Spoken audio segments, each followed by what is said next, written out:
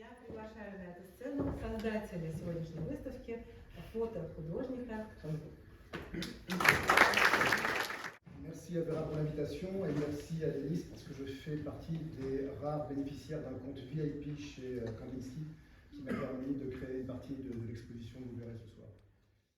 Donc en début d'année, nous avons été contactés par la directrice des Halles Saint-Géry, une grande salle d'exposition à Bruxelles, qui avait prévu une exposition sur l'Art Nouveau et exposition qui a été annulée. Donc elle m'a appelé en urgence pour me demander si je pouvais lui proposer une autre exposition avec la contrainte que celle-ci devait être impérativement accrochée 7 jours après. Je commençais seulement à regarder les outils d'intelligence artificielle, créateurs d'images, et je lui ai proposé d'imaginer les carnets perdus de Victor Horta, en partant de l'idée que Victor Horta, l'architecte belge, aurait perdu des carnets et qu'on en aurait retrouvé un avec tous les croquis.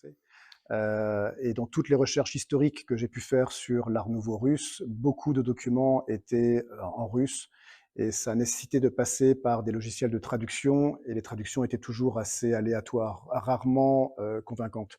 Donc ça a été un réel problème pour obtenir la substance dont on a besoin pour créer les images ensuite. Donc on a réussi finalement à faire quelque chose qui est plutôt satisfaisant, je pense. Et la satisfaction, en fait, elle est ce soir, c'est de voir à quel point tous les invités qui sont là viennent poser la même question. Est-ce que tout ça existe? Où peut-on le voir? Ce qui prouve que ça répond à deux critères qui sont, je pense, importants ce soir. C'est est-ce que ça ressemble à de l'art nouveau et est-ce que ça ressemble à du russe? Donc, a priori, le résultat est convaincant pour les personnes qui sont venues ce soir. Donc, c'est une réelle satisfaction. Alors, je n'ai jamais eu la chance d'aller en Russie, j'ai jamais pris le temps non plus d'aller en Russie, donc oui, découvrir tout ce patrimoine méconnu d'Art Nouveau, c'était une magnifique découverte et l'idée maintenant est d'aller le voir en vrai et de partir en vacances ou pourquoi pas de monter une exposition à Moscou ou à Saint-Pétersbourg pour comparer ce travail de création par intelligence artificielle avec ce qui existe réellement. Je pense que l'arrivée de l'intelligence artificielle doit être vue comme une opportunité de se réinventer et de revenir aux fondamentaux et au vrai. Je ferai un parallèle avec un autre secteur que je connais bien qui est le luxe. Le luxe s'est perdu à devenir du marketing, à ne plus avoir la qualité qu'il avait avant, à ne plus travailler avec des artisans. Le luxe s'est perdu.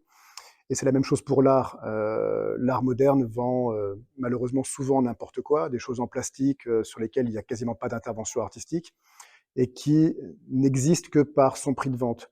Je pense que l'intelligence artificielle va devoir pousser les nouvelles générations à revenir à des choses simples et à des choses vraies, euh, faites par l'homme ou par la femme, et c'est ça qui va devenir super intéressant. Ça va être compliqué, mais super intéressant.